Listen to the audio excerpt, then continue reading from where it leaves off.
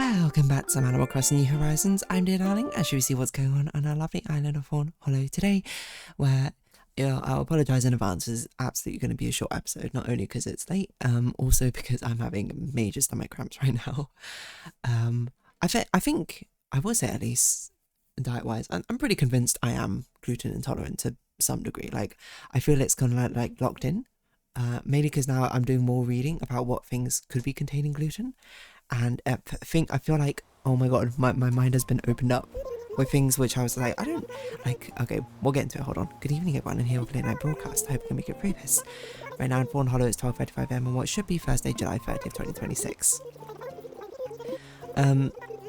So yeah, if you've not been keeping up, I've had a rapid development of gluten intolerance where, no joke, I think about a month ago I was eating gluten stuff fine, and then slowly over the past few weeks I've gone from being like, oh, you know, this is making me like gassy and bloated, to this is giving me major stomach pains, to now this is getting surprisingly debilitating. Hello, Rosie. So yeah, like I mean, I basically, like, over the past week have cut gluten out of my diet, so now I've got gluten-free alternatives to like everything. So gluten-free bread, tortilla rolls, not rolls, sorry, wraps, pastas, which, by the way, gluten-free pasta I've heard was really bad. I thought it was pretty good. Like, definitely, I don't know if it's just advancements in food tech or something, but a lot of gluten-free bread is very notably different. The others, I would be like, the gluten-free tortilla rolls, tortilla wraps, somewhat notable. Gluten-free pasta, I would say, is actually surprisingly similar, weirdly. At least one I had. But yeah, I try and basically be gluten-free now. But I'm still, you know, also understanding at the same time. I gotta kind of like experiment a little bit to kind of see exactly what things do and don't. And at the same time, I also knew I was lactose intolerant, and that over the past few months has gotten worse and worse and worse as well, to a point where I have cut out lactose from my diet as well. And I was doing some more reading. Apparently, it's actually quite common to get them both together, because some sort of theory goes there's like both of them seem quite similar to the body, essentially, something like that. So it's quite common that if you're intolerant to one, you're intolerant to, or if you're intolerant to gluten intolerance, it often comes with lactose intolerance. But once you become gluten-free for a bit of a while, then you can start to build up your lactose tolerance again. So that's probably good news, I would say, because finding foods which are both lacking gluten and lacking lactose is significantly harder, I would say. Because I was looking at like my lunchtime options today, and there were a lot of things which were gluten free but had like cheese in them, and I was like, okay, well, I can't have this. So I went with what I thought was a pretty safe option, which was sushi, which was specifically labelled as gluten free, and I was like, cool. But now I have a crazy stomachache, and I'm just like, I'm now taking the time to watch a load of other people who've thankfully made content about being gluten intolerant or celiac, and seeing the symptoms. And there was this one woman, I don't have her video open anymore, maybe I still have it in my history.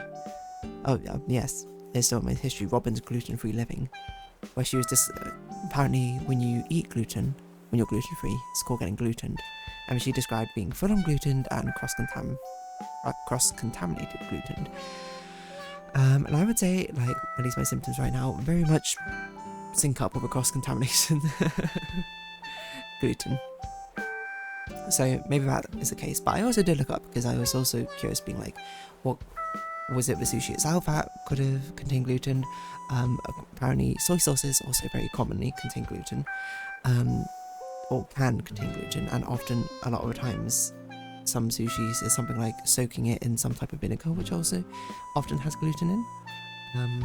So turns out sushi not as safe as I thought. I'm gonna go back to salads, because salads has not done me wrong.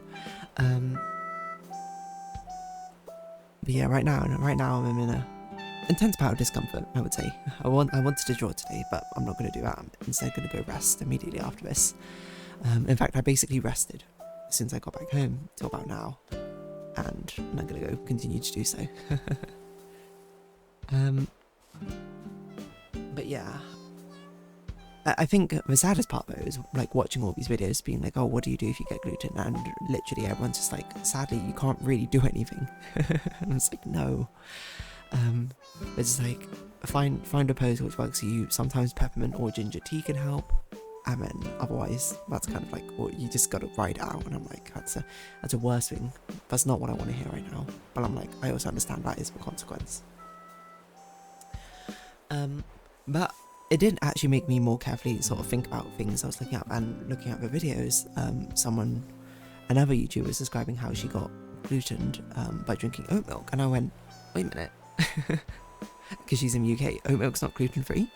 I was like, because I was like, gluten free oats are a thing, because like surely, and then I looked, and then she had her brand pictured, and I was like, that's a brand I drank today as well, and I looked it up.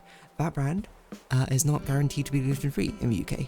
It is in the US and Canada apparently. And I was like, oh, this explains so much. Because I was like, there were some things which I'm like, I still had question marks, being like, why did this give me stomach issues? I can't tell. And one of them was tea. Like sometimes I would drink tea and I'd be like, oh, my stomach would feel a bit queasy afterwards, but not to like a very bad extent. And I realised it's because I put oat milk, that brand of oat milk, in my tea.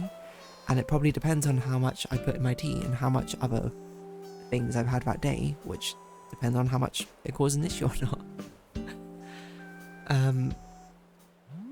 So I'm just like, oh my gosh, what a pain. But that's okay. It's only a pain when you're suffering from the actual gluten effects. Like when you're not actually suffering from gluten effects, eating gluten free is actually pretty chill, I would say.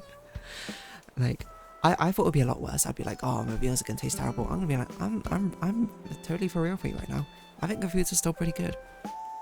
The only thing I'm more worried about is going out to restaurants, I think, and trying to find gluten-free options. But I'll be honest, thanks to, I suppose, the big push of gluten-free diets a while back, there's so many gluten-free options in restaurants. I see it very commonly now, which is nice.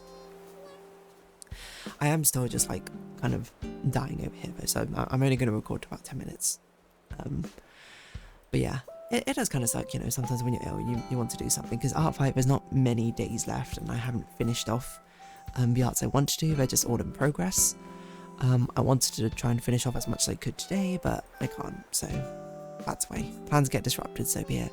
I was also going to record some Isle of Sea and Sky today, because I need an episode to come out tomorrow.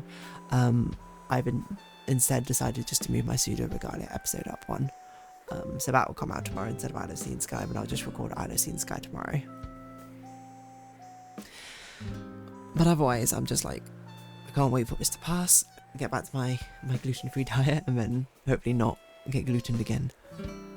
If you're wondering, like, why am I not getting confirmed if I am gluten intolerant or celiac, I do have a GP appointment booked, not to actually do a test, but to have it to organise the tests. And I think the worst thing is, I looked up about the tests, and for the tests, you basically have to eat gluten leading up to the test, because the test can only get a result by seeing what your reaction is to gluten. I'm like, oh my gosh, I have to go through this again for the test, but at least it's only one more time.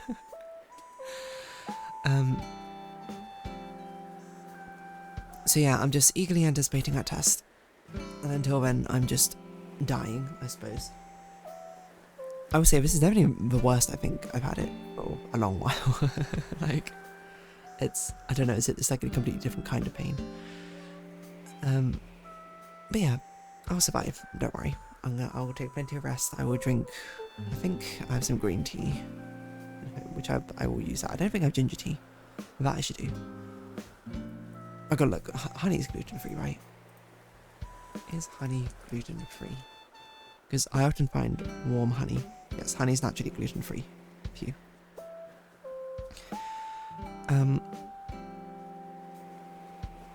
But only in its purest and rawest form. What? Honey is naturally gluten. Eh?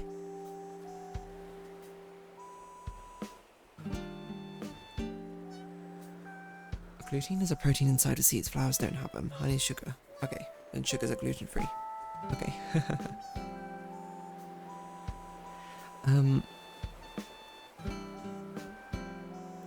What was I gonna say?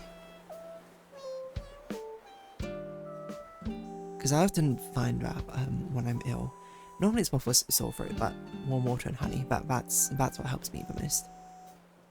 But I should do that with ginger. I should make some ginger tea or something tomorrow. But for now, I think I'm just gonna wrap this episode off here. I guess get glutened.